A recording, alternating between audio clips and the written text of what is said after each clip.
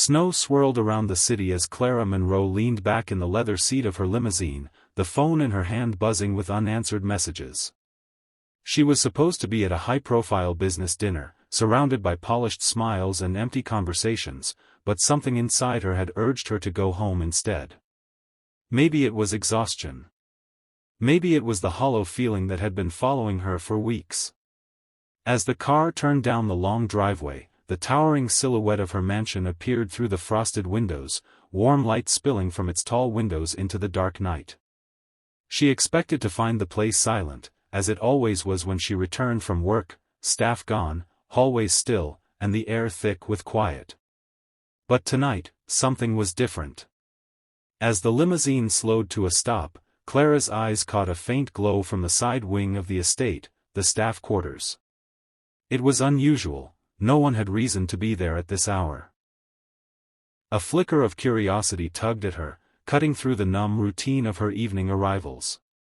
She stepped out into the cold, her heels crunching on the snow, and pulled her coat tighter around her. The wind bit at her cheeks as she crossed the stone path, her eyes fixed on that single lit window. There was no sound, no movement, just that steady, inviting glow in the darkness. And for reasons she couldn't quite explain, Clara felt her pulse quicken as she reached for the door.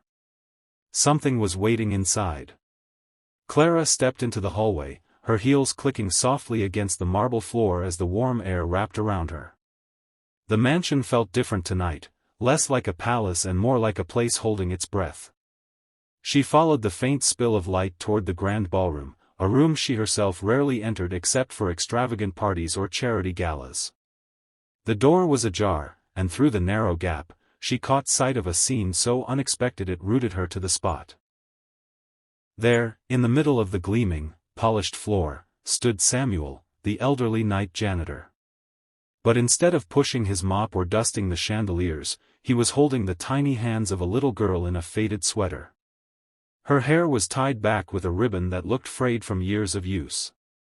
Samuel hummed a gentle tune, swaying and stepping in slow circles as the girl giggled, her feet awkward but eager to match his. Clara's breath caught in her throat. She had never seen Samuel do anything other than quietly fade into the background, invisible in the way staff often became in her world. But here, in this moment, he wasn't a janitor, he was a grandfather, a teacher, a protector. The way the girl's eyes shone as she looked up at him stirred something deep inside Clara, something she thought she had locked away years ago. She realized she was holding her breath, afraid that even the slightest sound might break the fragile magic unfolding before her eyes. The girl noticed Clara first, her small body stiffening as she clutched Samuel's hand. Samuel turned, surprise flashing across his face before he gently guided the girl behind him. "Ms. Monroe," he said, his voice low and cautious, "I didn't expect anyone to be here." Clara stepped fully into the ballroom, her eyes shifting between the man and the child. "Who is she?" she asked softly, though the question carried the weight of command. Samuel hesitated, then placed a reassuring hand on the girl's shoulder. "This is my granddaughter, Mia," he said. "Her parents, they passed away last year. I couldn't afford a sitter, and she hates being alone, so, sometimes I bring her here after school." His gaze dropped to the floor. "She loves this room. I told her it's where dreams can live, even when the world feels cold." Clara's chest tightened. She noticed the scuffed shoes on Mia's feet, the way her sweater's sleeves were frayed, the tired lines around Samuel's eyes. Yet despite it all, there was a light in the little girl's face, pure, unguarded joy. Mia peeked out from behind her grandfather, her voice barely a whisper. "I want to dance here every night." Something in those words struck Clara like a memory, of herself, a lonely girl wandering echoing halls, wishing for someone to care enough to stay. She felt a pang that was equal parts guilt and longing, the kind that makes you realize you've been missing something you didn't even know you'd lost. Clara knelt down, her expensive silk coat pooling around her on the polished floor. She looked into Mia's wide, curious eyes and managed a small smile. "Will you show me?" she asked gently. The girl glanced at Samuel, who gave her a nod of encouragement, and then shyly reached out her tiny hand. Mia placed her feet carefully, just as her grandfather had taught her, and began to sway. Clara followed her lead, awkward at first, then slowly finding the rhythm of Samuel's soft humming.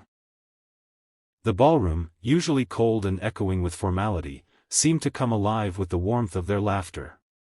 Samuel's eyes shone as he watched, his rough hands resting on the mop handle like a man holding something far more precious. For the first time in years, Clara felt the heaviness in her chest lift. She wasn't the CEO in this moment, or the woman whose life was measured in deals and headlines. She was just a woman dancing with a child who believed the world could still be magical. When the tune came to an end, Mia giggled and twirled, nearly tripping before Clara caught her. The sound of their shared laughter echoed in the vast room, filling it with something richer than the music of any gala Clara had ever hosted. She realized with a pang of truth, this was the warmest her home had felt in a very long time. And it wasn't because of the chandeliers or the marble floors.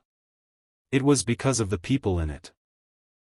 The next morning, Samuel arrived for work as usual, expecting nothing more than his quiet routine.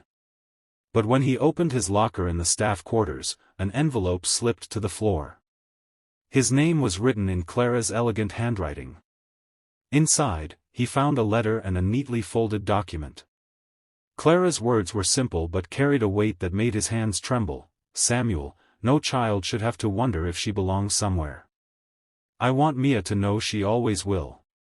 Beneath the note was confirmation of a fully funded private education for Mia, along with a trust in her name, enough to secure her future. There was also a new employment contract for Samuel, with a salary more than double his current pay and the freedom to retire whenever he chose.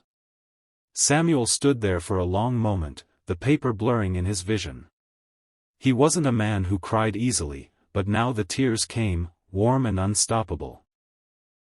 That evening, when Clara returned, Mia ran to her and hugged her tightly, as if they'd been friends forever. Clara knelt down and held her just as tightly, feeling something in her own heart heal. For years, she had measured her worth in profits and power. But in that quiet, snow-lit moment, she understood that the truest wealth was found in the lives we touch. From that night on, the mansion never felt quite as empty again, and neither did Clara.